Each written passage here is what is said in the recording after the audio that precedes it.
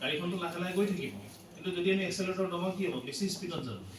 একে নিচিনা আমাৰ হাৰ্টটোত যদি আমি এডিশ্যনেল কিবা এটা বস্তু এবনৰ্মেল বস্তু দি তাৰ ৰেটটো বঢ়াই দিওঁ, তাৰ হাৰ্টটোত তাৰ প্ৰভাৱ পৰে। এতিয়া মই দুখন ফটো দেখুৱাইছোঁ, এখন হ'ল এলকহলিক হাৰ্ট, এলকহল বা যিবিলাক আমি কনজামশ্যন কৰোঁ বা যিবিলাক আমি খাওঁ, তাৰ ফলত এটা হাৰ্টৰ ইফেক্ট, আৰু এটা হ'ল নেচাৰেল, যিটো কোনো ধৰণৰ কনজামশ্যন নকৰা হাৰ্টৰ ইফেক্ট। অ'কে, আমি যদি বেছিকৈ এলকহল কনজাম কৰোঁ বা এই টক্সিক মেটেৰিয়েলবিলাক বেছিকৈ খাওঁ, হাৰ্টৰ ৱালখন ডাঠ হৈ যায়।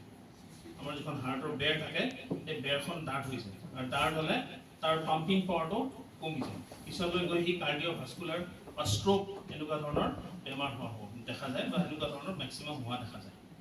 তাৰপিছত হৈছে নিউৰলজিকেল ডিছঅৰ্ডাৰ। নিউৰলজিকেল মানে হাত ভৰি কঁপা আৰম্ভ হৈছে মানুহৰ।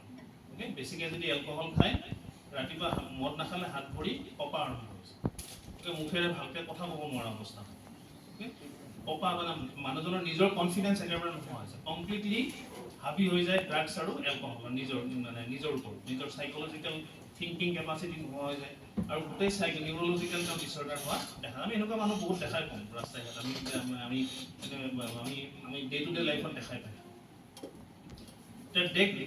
ড্ৰাগ বেছিকৈ খালে কি হয়, ড্ৰাগ ইউজ খালে কি হয়, তেতিয়াহ'লে কি হয়, অৰ্গেন ফেইলিয়ৰ হয়। আমাৰ যিবিলাক অৰ্গেন, আমাৰ ব্লাডটো কোনে পিউৰিফাই কৰে, কিডনীয়ে পিউৰিফাই কৰে। আমাৰ যিটো কিডনী থাকে, কিডনী দুটা সৰু আমাৰ পিছফালে থাকে, এই কিডনীটোত ড্ৰাগছ যদি আমি বেছিকৈ লওঁ বা ড্ৰাগছ আমি খাওঁ, কিডনী ডাইৰেক্ট ইফেক্ট হয়, আৰু অৰ্গেন ফেইলিয়ৰ হোৱাৰ মেক্সিমাম চান্স থাকে।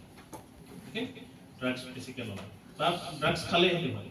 দেন মেণ্টেল হেল্থ ইছ্যুজ হয়, মানসিক যিবিলাক আমাৰ চিন্তা কৰাৰ মানে, আমি মানুহবিলাক নেচাৰেলি আমি ক্ৰিয়েটিভ হওঁ, আমি পজিটিভ থিংকিং কৰোঁ, কিন্তু যেতিয়া আমি মদ বা ড্ৰাগ তেনেকুৱা বস্তুবিলাক লওঁ, তেতিয়া আমাৰ